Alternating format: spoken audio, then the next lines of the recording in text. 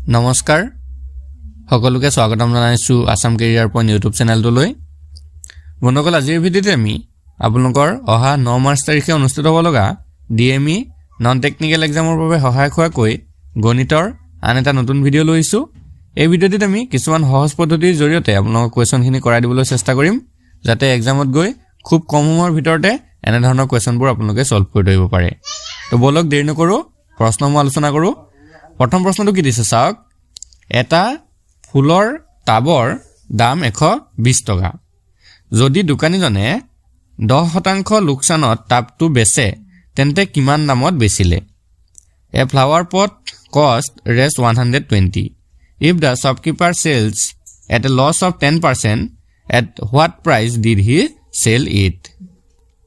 কি কৈছে চাওক এটা ফুলৰ টাব আছে যেটোৰ মূল্য হৈছে 120 টকা ঠিক আছে 120 টকা হৈছে তাৰ মূল্য যদি দোকানজনে হেতু 10% লোকসানত বেচে 10% কিহত বেচিব লোকসানত বেচিব লোকসানত বেচিলে কি হ'ব 120 তকে দামটো কমি যাবগে হয় নহয় লোকসান হ'ব যেহেতু 120 তকে তো এতিয়া 120 ৰ 10% উলিয়াই পিনে আমি হেতু মাইনাস কৰি দিলে উলাই যাব আনসাৰটো ঠিক আছে চাওক 120 ৰ 10% উলিয়াই 120 ৰ 10% উলিয়াই হেতু 120 ৰ পৰা মাইনাস কৰি দিলে আমাৰ বেচা দামটো উলাই যাবগে এতিয়া 120 ৰ 10% যদি উলাও কিমান হ'ব চাওক 120 পূৰণ পাৰ্চেন্টটো অতৰাবলৈ মই আপোনালোকক আগৰ ভিডিঅ'সমূহতো কৈছো ওপৰত 10 টো ৰাখিব তলত 100 এটা দি হৰণ কৰি দিব ঠিক আছে যিমান পাৰ্চেন্ট থাকিব তাৰ তলত অকল 100 এটা দি ডিভাইড কৰি দিলে উলাই যায় তো ইয়াতে এটা 0 কাটিলো 120 ৰ পৰা এটা 0 ইয়াৰ এটা 0 কাটিলো থাকি গলগে 12 পূৰণ 1 মানে 12 টকা কিমান টকা লোকসান হল আমাৰ 12 টকা লোকসান হল এতিয়া কিনা দামটো কিমান আছিল 120 টকা তো 120 ৰ পৰা সিম্পল 12 টো মাইনাস কৰি দিও আনসাৰটো আমাৰ উলাই যাবগে 10 ৰ দুগুণ থাকিল 8 ইয়াত থাকিলে 1 ৰ পৰা 1 গল 0 1 108 টকাত হেই বস্তুটো ফুলৰ টাবটো বিক্ৰী কৰিলে 108 টকা অপচন ডিত আছে অপচন ডিটো হৈ গলগে শুদ্ধ উত্তৰ একদমে সিম্পল প্ৰশ্ন আছিল তো বলক নেক্সট কোৱেশ্যন দিলে এতিয়া আমি আগবাঢ়ো এতিয়া এটো প্ৰশ্নটো চাওক এখন পুতলা গাড়ীৰ বিক্ৰী মূল্য হৈছে 540 টকা যদি দোকানীজনে 20% লাভ কৰি বিক্ৰী কৰে গাড়ীখনৰ কিনা দাম কিমান The selling price of a doll car is res 540 if the shopkeeper sells the car at a profit of 20% how much is the purchase price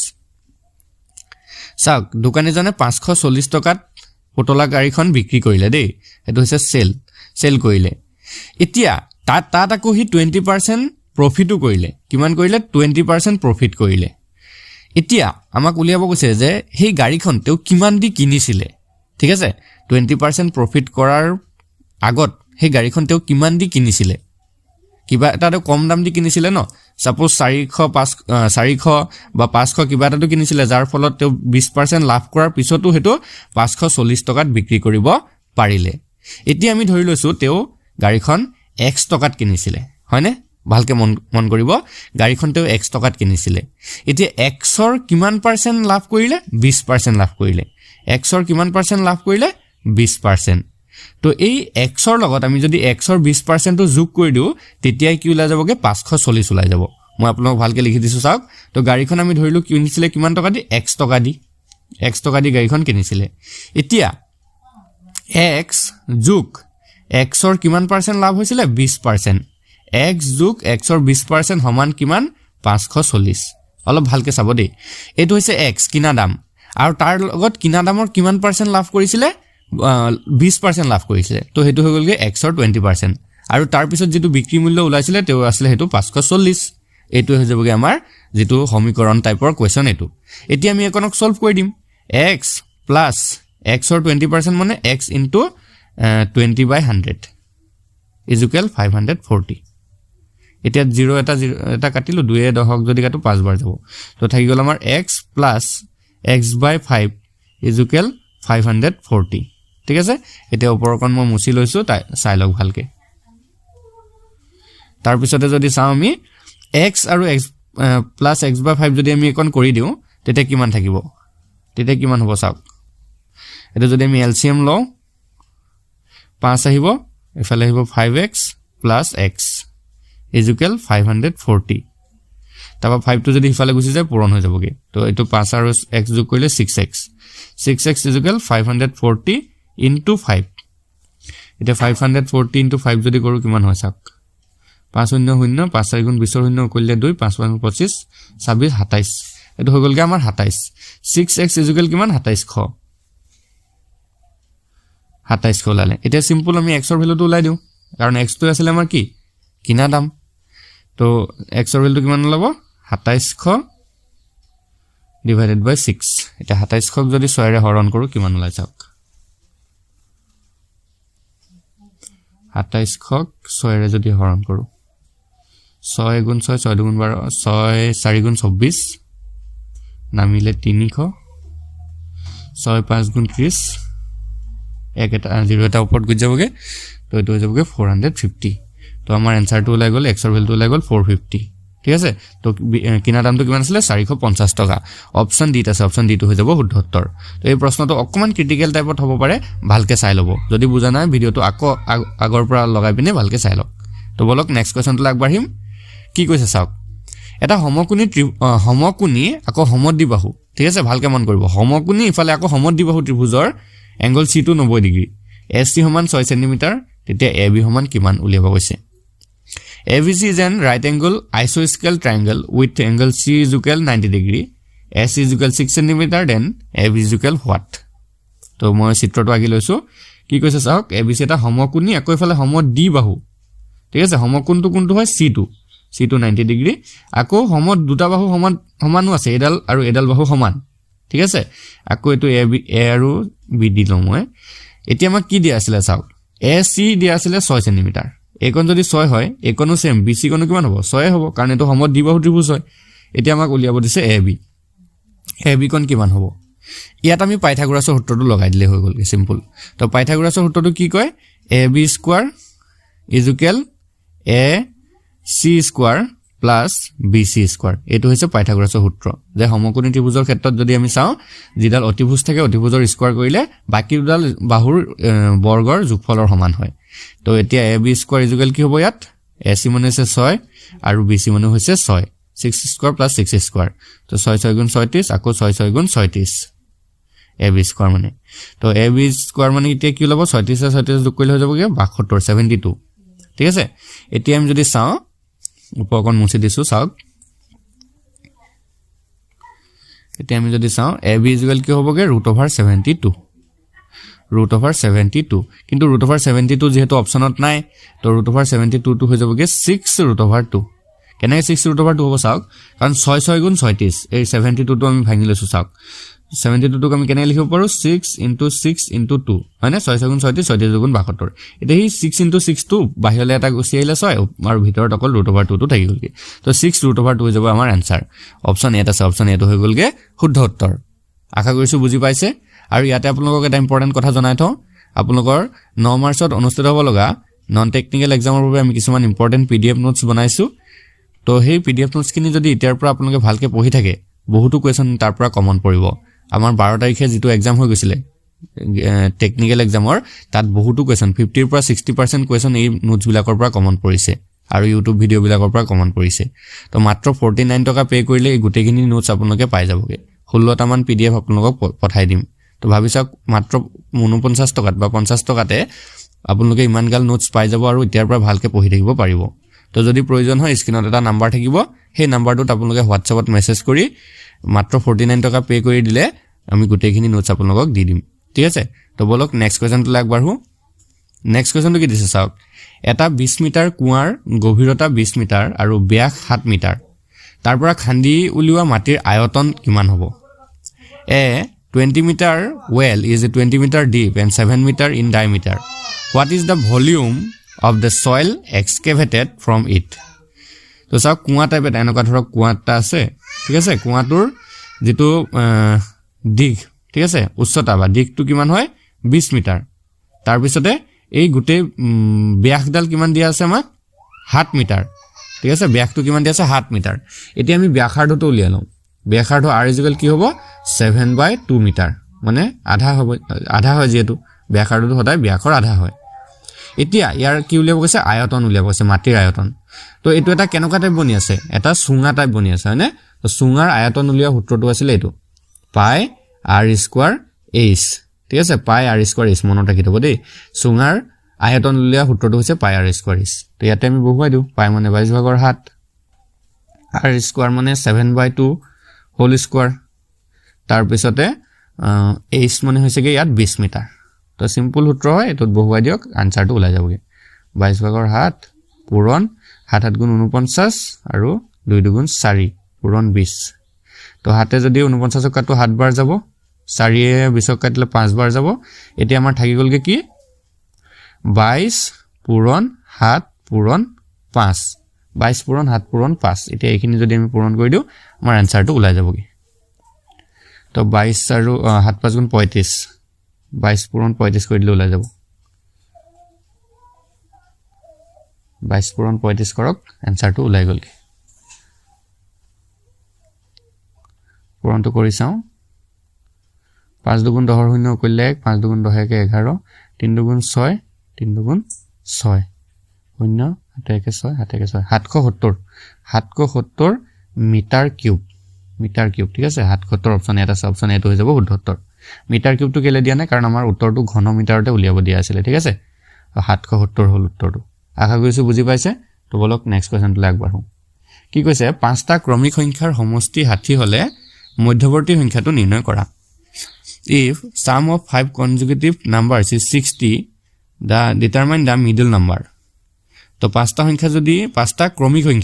সংখ্যাবিলাক কেনেকুৱা হয় ধৰক 1 যদি থাকে ন 1 ৰ পিছত 2 হয় 3 হয় 4 হয় এনেকুৱা বিলাক 10 যদি থাকে 10 ৰ পিছত 11 হয় 12 13 তেনেকুৱা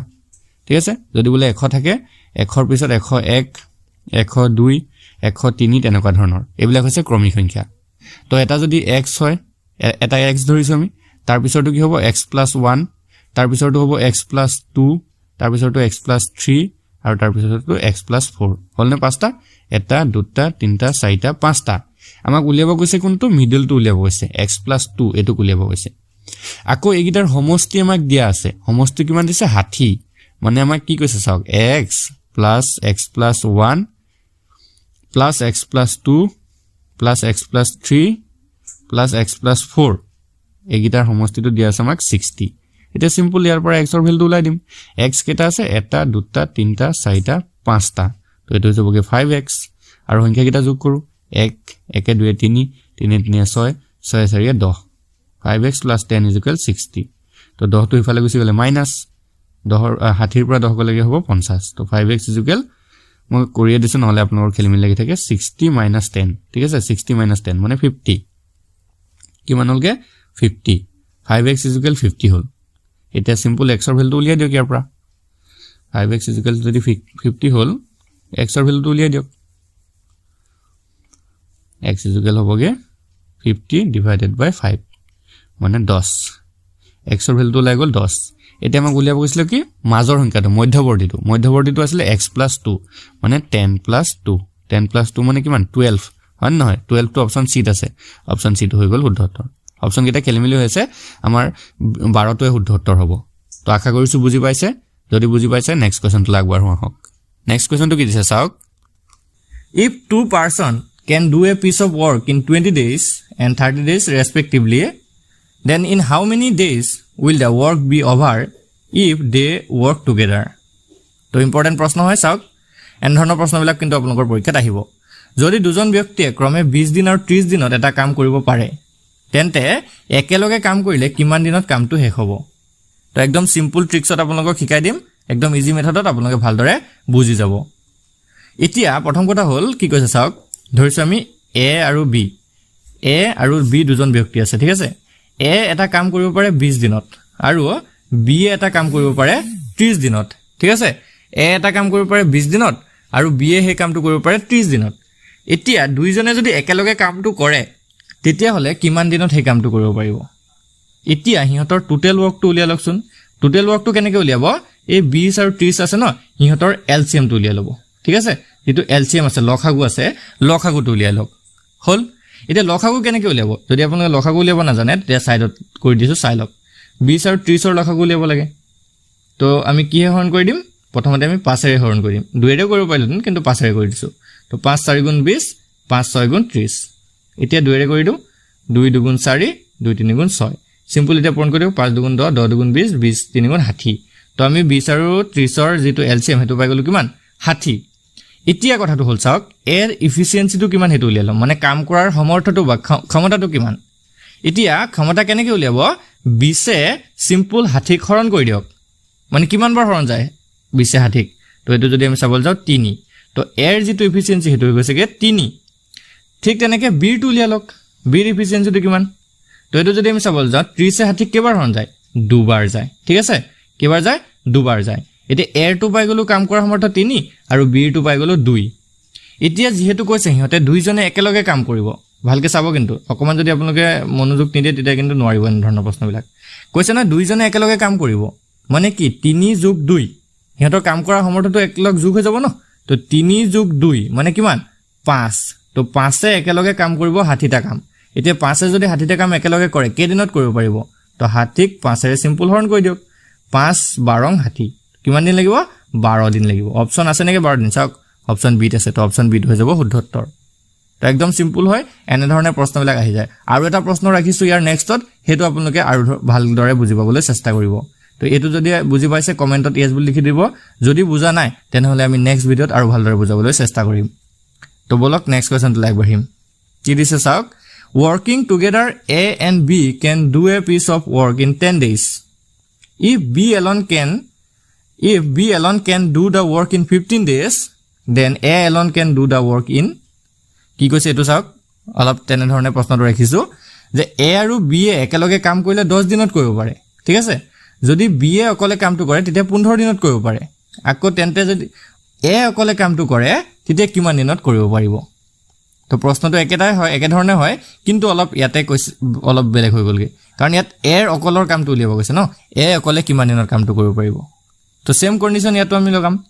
এতিয়া এ কিমান দিনত কৰিব পাৰে হেতু আমি নাজানো বি কিমান দিনত কৰিব পাৰে হেতু জানো বি এ কৰিব পাৰে 15 দিনত আৰু এ প্লাস বি এ একেলগত কিমান দিনত কৰিব পাৰে হেতু আমি জানো এ প্লাস বি এ পাৰে কিমান দিনত 10 দিনত ঠিক আছে এতিয়া সিম্পল 15 আৰু 10 ৰ আমি কি উলিয়ালমগে এলসিএম টো উলিয়ালম 15 আৰু 10 যদি এলসিএম উলিয়াবল যাও এটো হৈ যাব 30 ঠিক আছে মই এলসিএম উলিয়াটো বাৰে বাৰে কইন থাকো 30 একদম সিম্পল সকলোৱে এলসিএম টো জানিব তো 30 হলগে এতিয়া আমি ভিৰ এফিচিয়েন্সি টো চাওচোন কাম কৰাৰ সমৰ্থটো কিমান তো এটো যদি চাবল যাও 15 30 কেবাৰ হন যাব দুবাৰ তো বি টু পাই গলো 2 a প্লাস b টু কিমান হেতু চাওচোন 10 30 কেবাৰ হন যাব 3 বাৰ তো a প্লাস b কিমান টোটাল 3 আৰু b ৰ অকলৰ হৈছে 2 আৰু টোটাল ওয়াৰ্কটো হৈছে 30 এতিয়া এটা কথা মন কৰিব b যদি অকলৰে এফিচিয়েন্সি 2 হয় আৰু a প্লাস b যদি টোটাল 3 হয় তেতিয়া a ৰ কিমান হ'ব চাওকচোন a প্লাস b যদি 3 আৰু b অকলে যদি 2 তেতিয়া a কিমান হ'ব a হৈ যাবগে কিমান 3 - 2 মানে 1 তো a ৰ যেটো এফিচিয়েন্সি বা কাম কৰাৰ ক্ষমতা হেতু হৈ যাব 1 ঠিক আছে a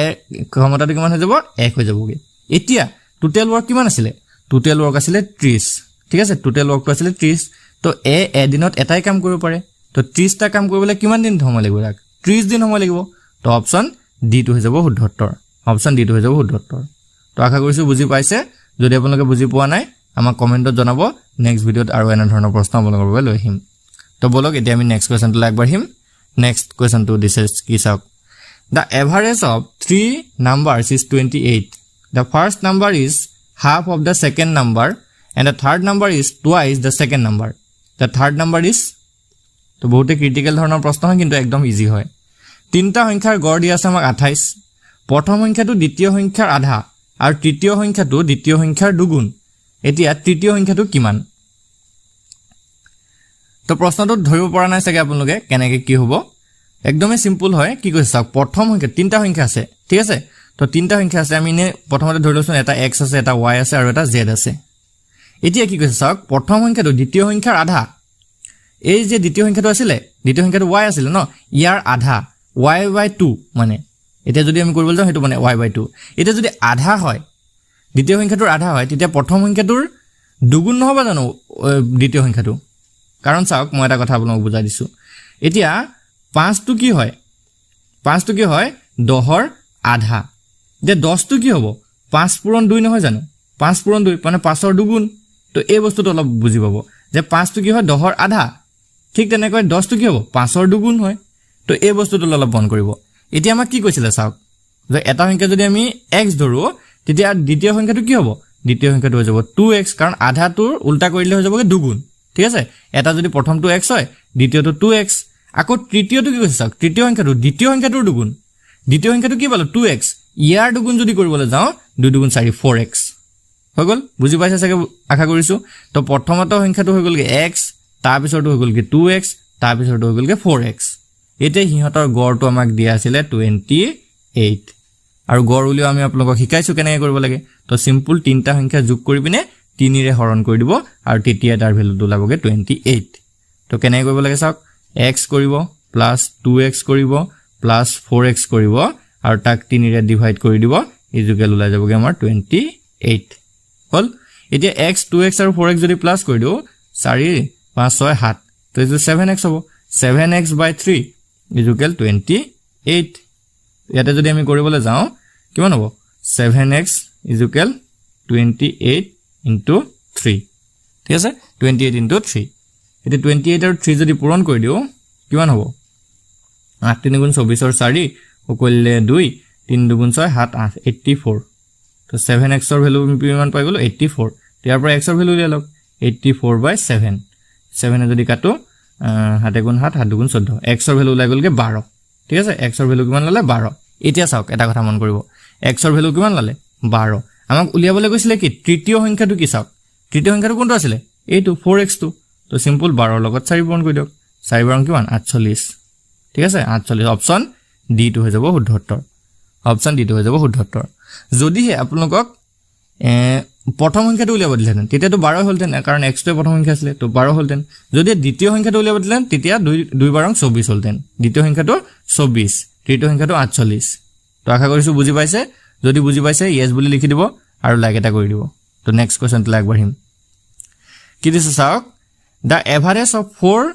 consecutive even number is 51 what is the third number চাৰিটা ক্ৰমিক যুগ্ম সংখ্যাৰ গড় দিয়া আছে 51 তেতিয়া তৃতীয় সংখ্যাটো কি হ'ব তো এনেকুৱা ধৰণৰ প্ৰশ্ন কিন্তু আপোনালোকৰ আহি যায় আপোনালোকৰ যেটো গ্ৰেড 3 এক্সাম হৈছিল 15 তাৰিখত তাতো এনেকুৱা ধৰণৰ এটা প্ৰশ্ন আহিছিল এনেকুৱা এক্স্যাক্টলি নহয় অলপ বেলেগ ধৰণে আহিছিল কিন্তু এইবিলাক প্ৰশ্ন আহে চাই যাব চাৰিটা ক্ৰমিক যুগ্ম সংখ্যা বুলি কৈছে চাওক ক্ৰমিক যুগ্ম মানে কেনেকুৱা যুগ্ম সংখ্যাবিলাক ধৰক 2 এটা আছে তো 2 ৰ পিছত কোনটো ক্ৰমিক যুগ্ম সংখ্যা আহিব 2 ৰ পিছত 3 আহে 3 টো যুগ্ম নহয় ন 4 টো আহিব তাৰ পিছত 6 টো আহিব তাৰপা 8 আহিব এনেকুৱা ধৰণৰ ঠিক আছে তো প্ৰথমতে আমি যদি 10 লওঁ 10 ৰ পিছত 12 আহিব 14 আহিব 16 আহিব এনেকুৱা মানে ঠিক আছে 10 12 14 16 এনেকুৱাকে এতিয়া চাওক তো আমি যদি ধৰো এটা x ঠিক আছে এটা যুগ্ম সংখ্যা প্ৰথমটো x ধৰো তাৰ পিছৰটো কি হ'ব x + 2 তাৰপাটো হ'ব x + 4 তাৰ পিছৰটো হ'ব x + 6 ঠিক আছে আৰু এইকেইটাৰ গড় আমাক দি আছে 51 তো সিম্পল আগতে গড় ইয়াৰ আগৰ প্ৰশ্নটো আমি গড় উলিয়া শিকাইছোৱে সিম্পল কি কৰিব গুটেই কিটা ক্লাস কৰি 4 হৰণ কৰিব কাৰণ 4টা সংখ্যা আছে ন এটা দুটা তিনটা 4টা সংখ্যা তো simple x + 2 + x + 4 + x + 6 divided বাই 4 = 51 এটো আমাক গড় দি আছে তো এইটা যদি যোগ কৰে আপোনালোকে এটা দুটা তিনটা 4টা x আছে মানে 4x আছে plus 2 2 4 6 6 12 4x + 12 divided by 4 is equal 51 এটা যদি 4x কৰে আৰু সাইডটো দিবলৈ গৈ যাব 4x + 12 is equal কিমান হ'ব 51 into 4 হ'ব তো 4 গুণ 4 আৰু 4 5 গুণ 20 মই ডাইৰেক্ট কৰি দিছো 204 হ'ল ঠিক আছে 204 হ'ল এতিয়া চাওক এতিয়া কি কৰিম আমি এতিয়া কি কৰিম তো এতিয়া আমি 4x ৰ ভ্যালু উলিয়াব লাগে 4x ইকুৱেল কিমান হ'ব 204 মাইনাস 12 আৰু 204 পৰা যদি 12 বিয়োগ কৰো কিমান হ'ব চাওক 12 বিয়োগ কৰিলে 2 গ'ল আৰু 192 4x ৰ ভ্যালু কিমান লাগল 4x ইকুৱেল 192 এটা আমাক লাগে কিহৰ ভ্যালু x ৰ ভ্যালু লাগে তো x ৰ ভ্যালু হৈ যাব কি 192 ডিভাইডেড বাই 4 4 যদি 4 হ'ব এটো 4 যদি কাটে 194 ক 4 গুণ 16 আৰু এফালে থাকিলে 192 আছিল এটো দে 192 তো এফালে হৈ যাব কি 8 4 গুণ 32 48 সাক x ৰ ভ্যালু কিমান লাগল আমাৰ x ৰ ভ্যালু লাইলে 48 ঠিক আছে x ৰ ভ্যালু যদি 48 হয় এটা কথা মন কৰিব এতিয়া x ৰ ভ্যালু 48 হয় তৃতীয় সংখ্যাটো আমাক দিছিলে তৃতীয় সংখ্যাটো কি আছিল সাক x + 4 আছিল সেই কাৰণে মই সংখ্যাকিটা মুছি দিয়া নাছিল তো তৃতীয় সংখ্যাটো আছিল কি x + 4 মানে কিমান হ'ব 48 + 4 48 ৰ লগত যদি 4 কৰে কিমান হ'ব 52 কোনটো অপচন আছে সাক অপচন বি টুত আছে তো অপশন বি টু হৈ যাব শুদ্ধ উত্তৰ তো তৃতীয় সংখ্যাটো আমাৰ 52 প্ৰথম সংখ্যাটো হলে 48 হলতেন সেকেন্ড সংখ্যাটো হলে 50 হলতেন থাৰ্ড সংখ্যাটো 52 আৰু ফোৰ্থ সংখ্যাটো হলে 54 হলতেন তো আশা কৰিছো বুজি পাইছে নেক্সট কোৱেশ্চনটো আগবাঢ়িম নেক্সট কোৱেশ্চনটো দিছে চাওক A man goes from Shillong to Guwahati in such a way that half the distance he travels with 50 km per hour and the other half of the distance he travels with 75 km per hour. The average speed of the whole journey is কি কৈছে চাওক এজন মানুহে শিলঙৰ পৰা গুৱাহাটীলৈ গৈছে দেই শিলঙৰ পৰা গুৱাহাটীলৈ গৈছে এনেদৰে গৈছে যে তেওঁৰ যিমান যাত্ৰা আছিল তাৰ আধা দূৰত্ব মানে যেটো আধা ডিসটেন্স আছে হেতু 50 কিলোমিটাৰ পাৰ আৱাৰত গৈছে মানে ঘণ্টাত 50 কিলোমিটাৰ গতিত গৈছে আৰু আধা দূৰত্ব ঘণ্টাত 75 কিলোমিটাৰ গতিত গৈছে তে গুটেই যাত্ৰাটোত গড় গতি কিমান হ'ব তো চাওক এনে ধৰণৰ প্ৰশ্নবিলাক আপোনালোকে কেনেকৈ কৰিব তো ইয়াতে আমাক দুটা ডিসটেন্স দিয়া আছে ন দুটা স্পিড দিয়া আছে তো এটা স্পিডক আমি x ধৰিম আৰু এটা স্পিডক আমি কি ধৰিম y ধৰিম ঠিক আছে তো ইয়াতে আমি x টো কিমান ধৰিম 50 x টো কিমান ধৰিম 50 আৰু y টো কিমান ধৰিম 75 তো এনেকুৱা ধৰণৰ যদি আপোনালোকৰ গুটে যাত্ৰাটোৰ গড় গতি উলিয়াব দিয়ে ন এভাৰেজ উলিয়াব দিয়ে এভাৰেজ স্পিড উলিয়াব দিয়ে তেতিয়া কি কৰিব এটা সূত্ৰ মনত ৰাখি থব সূত্ৰটো হৈছে এনেকুৱা 2xy ঠিক আছে 2xy divided by x plus y এই সূত্ৰটো আপোনালোকে মনত ৰাখি থব 2xy divided by x plus y তো সিম্পল এই সূত্ৰটো আমি এইকেইটা বহুৱাই দিম আৰু এইকেইটা যদি বহুৱাই দিও কিমান হ'ব চাওক কিমান হ'ব এটো 50 থাকিব 2 টো এটা থাকিব 2 পূৰণ 50 পূৰণ 75 তলত থাকিব 50 যোগ 75 এটা কিটা যদি পূৰণ কৰি দিয়ে বা যোগ কৰি দিয়ে কিমান ল'ব চাওক 50 আৰু 75 যদি যোগ কৰি দিও 125 আৰু ফল থাকিব 2 পূৰণ 50 পূৰণ 75 ঠিক আছে এটা থাকিব এটা চাওক আমি কাটাকাটি কৰিব লাগিব 5 এৰে যদি কাটি দিও 125 যাব 25 বাৰ আৰু 5 এৰে যদি 75 কাটি দিও এটো যাবগে 15 বাৰ ঠিক আছে আকৌ 5 এৰে যদি কাটি দিও 15 যাব 3 বাৰ 25 যাব 5 বাৰ 5 এ 50 যাব 10 বাৰ এটা আমাৰ কি থাকি গল সিম্পল 2 10 আৰু 3 তো 2 পূৰণ 10 পূৰণ 3 2 10 গুণ 20 20 3 গুণ 60 সাকশন 60 আছে নেকি কোনবা অপচনত আছে 60 কিলোমিটাৰ পাৰ আৱাৰ কোনটো অপচন আছে অপশন ডি আছে তো অপশন ডি টো হৈ যাব শুদ্ধ উত্তৰ গুটেই যাত্ৰাটোত তেওঁৰ যেটো গড় দুটি হেতু আছিল 60 কিলোমিটাৰ পাৰ আৱাৰ তো আশা কৰিছো বুজি পাইছে তো বলক নেক্সট কোৱেশ্চনটো আগবাঢ়িম কি দি আছে নেক্সট কোৱেশ্চনটোত চাওক a 300 metre long train overtake a pole standing near the track in 10 seconds the speed of the train is 300 metre দৈৰ্ঘ্যৰ এখন ৰেল পথৰ ওচৰত থিয় হৈ থকা এটা খুঁটা 10 সেকেন্ডত অতিক্ৰম কৰে তেতিয়া হলে ৰেলখনৰ গতিবেগ বা দ্ৰুতিটো কিমান হ'ব স্পিডটো কিমান হ'ব তো এতিয়া চাওক স্পিড উলিও আমি সূত্ৰ পাইছো স্পিড কেনেকৈ উলিয়ায় স্পিডটো আমি s বুলি লিখিছো স্পিডটো কি আছিল ডিসটেন্স ডিভাইডেড বাই টাইম এটো আছিল s d divided by t এটো আছিল এতিয়া ইয়াত ডিসটেন্স কিমান হ'ব বাৰু ডিসটেন্সটো কি হ'ব তো ডিসটেন্সটো হেতে হ'ব যে খুঁটাটোক অতিক্ৰম কৰোতে ৰেলখনে অতিক্ৰম কৰা দূৰত্ব বা ৰেলখনৰ দূৰত্ব বুলি আমি ক'ব পাৰিম তো ৰেলখনৰ দূৰত্ব আছিল 300 মিটাৰ ঠিক আছে ৰেলখনৰ দূৰত্ব আছিল 300 মিটাৰ আৰু সময় টোটাল যেটো সময় আছে হেতু হ'ব কি খুঁটাটোক অতিক্ৰম কৰোতে কিমান সময় লাগিছিল ৰেলখনৰ 10 সেকেন্ড তো সিম্পল 10 সেকেন্ড তলত বহুৱাই দিব লাগিব ঠিক আছে 10 সেকেন্ড এতিয়া এটো যদি আমি কাটাকাটি কৰো এটো 0 কাটি গল থাকিলে 30 metre per second 30 metre per second এতিয়া চাওক 30 মিটাৰ পাৰ সেকেন্ড তো আমাৰ স্পিডটো নাই অপচনৰ কোনোতে যেহেতু আমাক আছে গুটেকেটা কিলোমিটাৰ পাৰ আৱাৰত এতিয়া মই আপোনালোকক কৈছিলো যে মিটাৰ পাৰ সেকেন্ড তোক আপোনালোকে কিলোমিটাৰ পাৰ আৱাৰত কেনেকৈ লৈ যাব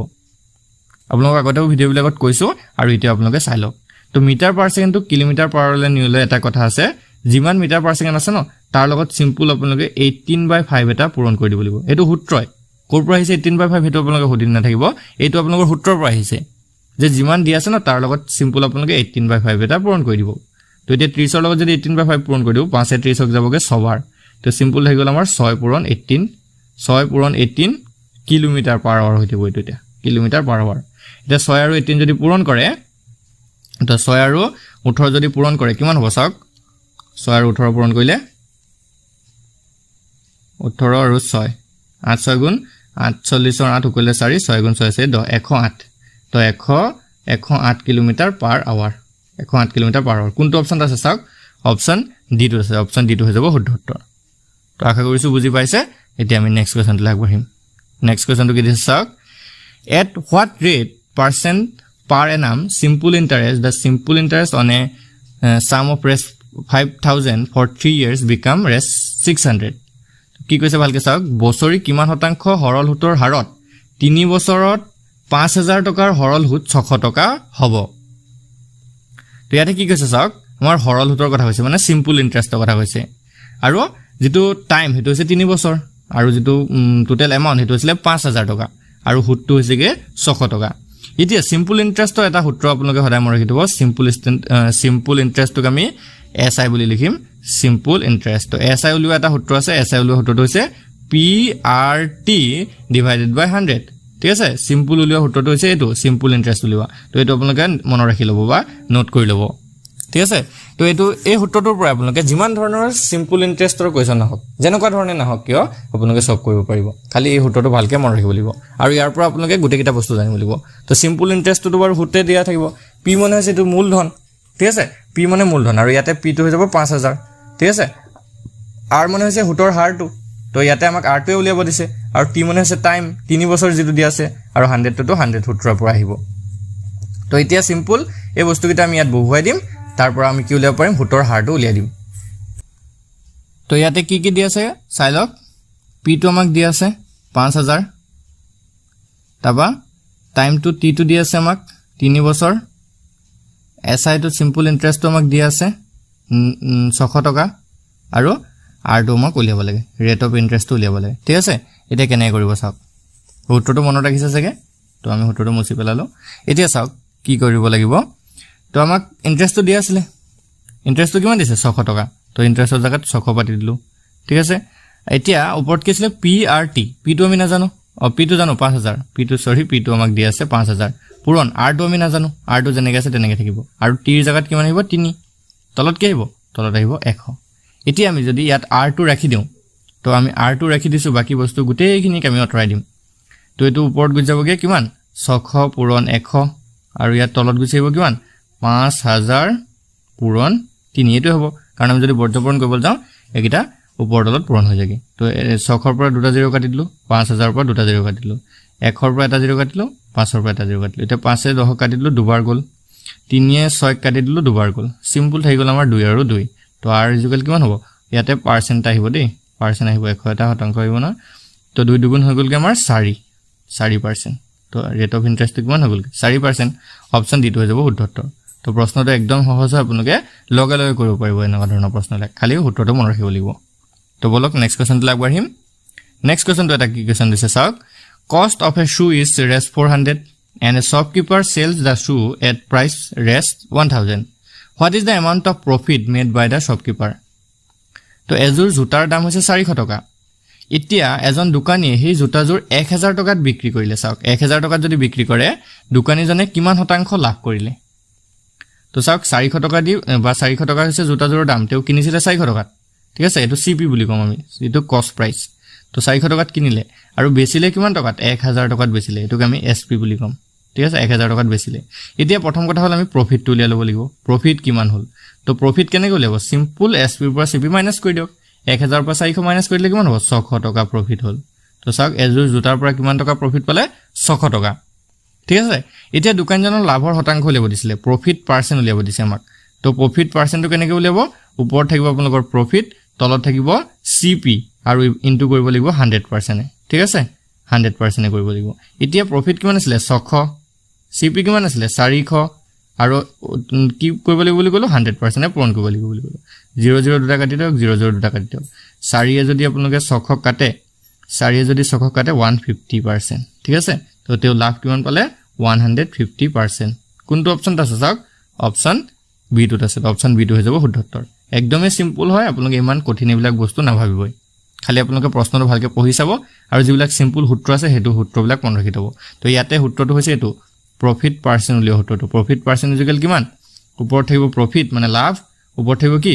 লাভ তলত থাকিব কিনা দাম মানে সিপি টো কিনা দাম বুলি কয় কিনা দাম আৰু